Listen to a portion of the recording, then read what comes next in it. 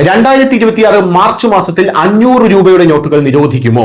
ഇതാണ് ഇപ്പോൾ രാജ്യത്തെമ്പാടും ഉയർന്നു വരുന്ന ചോദ്യം എന്ന് പറയുന്നത്. 500 രൂപയുടെ നോട്ടുകൾ നിർത്തലാക്കുന്നതിനെ കുറിച്ചുള്ള ഒരു സന്ദേശം സോഷ്യൽ മീഡിയയിൽ ഇപ്പോൾ വൈറലാകുകയാണ്.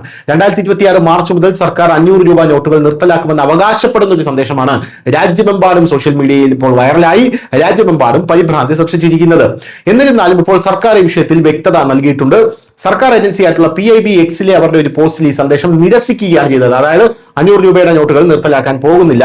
2026 മാർച്ചോടെ 500 രൂപ നോട്ടുകൾ പിൻവലിക്കുന്നത് സംബന്ധിച്ച് റിസർവ് ബാങ്ക് ഒരു പ്രഖ്യാപനവും നടത്തിയിട്ടില്ല. ഈ അവകാശവാദം പൂർണ്ണമായും തെറ്റാണ്.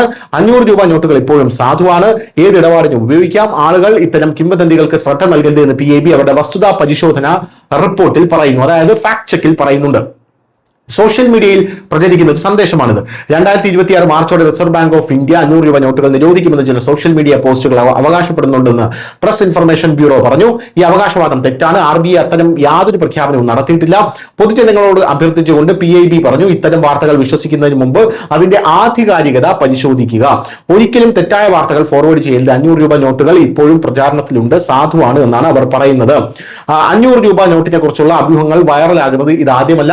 500 രൂപ നോട്ട് നിർത്തലാക്കുകയാണെന്ന് അവകാശപ്പെടുന്ന നിരവധി തെറ്റായ പോസ്റ്റുകളോ വാർത്താ റിപ്പോർട്ടുകളോ ഇതിനു മുമ്പ് പലതവണ പ്രചരിച്ചിട്ടുണ്ട്.